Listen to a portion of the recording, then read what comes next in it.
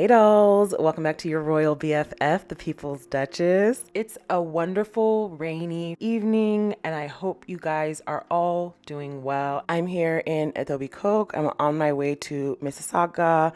It's a long weekend in the States, so you know I'm using that. I am having such a good time. Y'all know how I get when I get home. It's the air is just somehow different. I live in the States, and when I get home to Canada, I don't know, there's just that layer of chaos that I shed, that layer of worry that I don't have when I'm here. It might be not having to worry about all the violence for a couple of days, but yeah, I'm home and I feel wonderful. I'm really excited. Feeling extra blessed this weekend. I definitely love reconnecting, getting out there, hiking. I did see that you guys loved the hiking video, so thank you very much for that feedback. I love hiking out here in the beautiful wilderness, and it's getting a little bit cooler now, so we'll see what we can do next. So good low these last few weeks. They've really been feeding us something well seasoned and hearty and satisfying, you know? The only downside is this can't be fat free. This can't be even low fat. This is full fat, heavy on the creme de la creme. Megan can cook, Harry eats down. It's a match made in heaven. It's a match made in black girl magic heaven. If this ain't us, I don't want it. I don't want anything else. Please just bring me back as a black woman in every lifetime and every iteration. And if I can't do that, just bring me back as a black woman's pet. If I can't come back as a human, if I have to choose like an animal to come back as, like a spirit animal to come back as, I want to be Dominique's poodle, okay? I mean, we are up 1,000 right now. Black women, Naija babes, up 1,000. There's a lot to celebrate. So if I sound a little bit more peppy than usual, in addition to being really excited for Indigenous Peoples Day, I'm still stuck on last week. All right. I'm still wondering what in the Force Awakened happened last week at Paris Fashion Week with Megan at Balenciaga. It is still dominating headlines and just when, you know, you're barely coping and trying to get through life after having witnessed that, we get this. We get Megan and Harry stepping out in his and hers Armani suits, head to toe.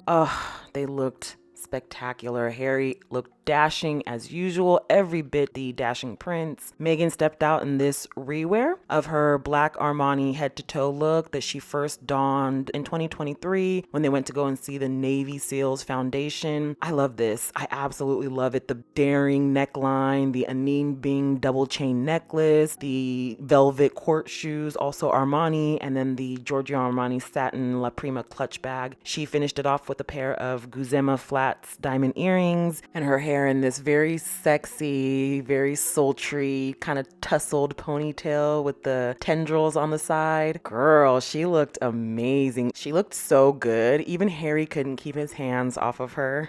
Yeah, we saw that, Harry. We saw that, but we're gonna let it slide. If I were Harry, I would do the exact same thing. Where do I start? Okay, first of all, they got to the red carpet and the photographers, professional photographers who have photographed celebrities their entire careers, were shook. We heard oohs and ahs. We heard oh wows. We heard oh my gods. Like, they were shook. You know what? I haven't seen this type of fanfare around celebrity in a long time. Let me know in the comments whether you agree with this or not, but I feel like the influencer has really become the modern day celebrity, and that can be anybody. You open any social media app right now and you can see a random person with 1 million, 2 million, 3 million likes in a video doing something as mundane as tripping and falling or something like that, you know? So I feel like today's celebrity is not yesteryear's celebrity, and Harry and Meghan have really brought back what it means to be a celebrated individual, someone who really deserves it.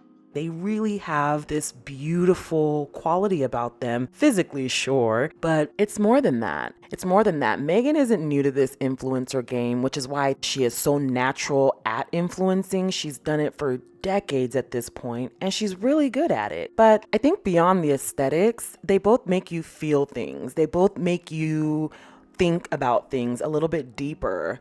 And I appreciate personally that they do this because it's for the betterment of all. They're not just looking out for themselves, and that's what really differentiates themselves from any royal work they did. It's all smoke and mirrors in the royal family. All of those engagements are designed to make people think they're doing a good job, but when you get down to the nitty-gritty of it, there isn't really any substance there. Nobody's actually being helped. You're looking at the homelessness problem, and your solution is to build 16 units on duchy land that you will be benefiting from once all is said and done. They'll be subsidizing from the government and getting that money. Come on now, 16 homes. First of all, who's going to be in them 16 homes? What dent is that going to make? And second of all, again, you're getting the subsidy from the government to house those people. So it's benefiting you and enriching you, but it's disguised as, look what you're doing for the homeless. Look at these homes you're building for the homeless. And nobody ever gets to read the fine print until they go digging. And that's the difference and the major issue with Harry and Meghan in that family. Harry and Meghan are the only human beings in that family. They're the only two people that actually care. And that was a very big problem. When Meghan came and started actually working, that was a problem, to the point where they said that her sending them emails at 5 a.m. was harassment and bullying. They were so unused to working actual work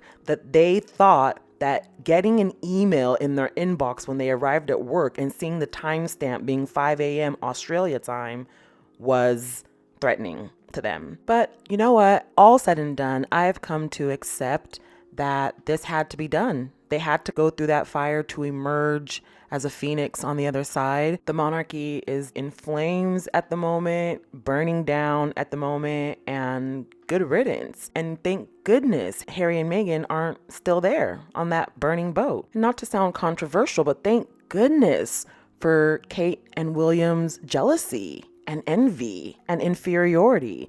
Thank goodness for their pettiness and their ability to lie so often and easily that they finally tripped and fell into the graves that they dug for Harry and Meghan.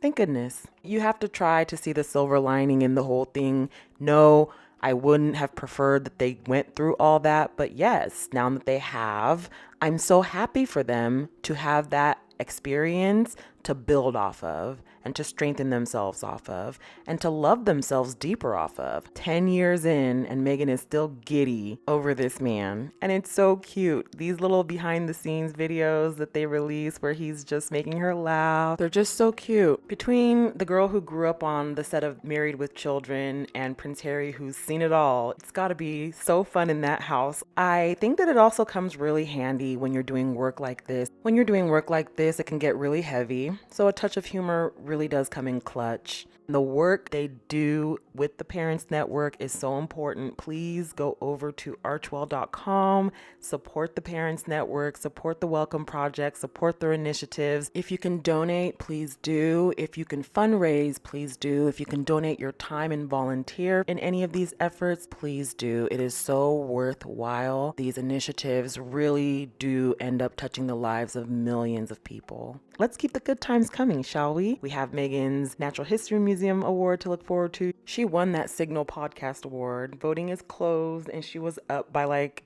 almost 80% last I checked. So, yeah, that's a wrap on that. So we have that to look forward to. She's going on this speaking panel with Kamala Harris and Selena Gomez, among other women, for Fortune's Women in Leadership Summit. And she's going to be talking about As Ever and the success that it has enjoyed. There's just an abundance of things to look forward to.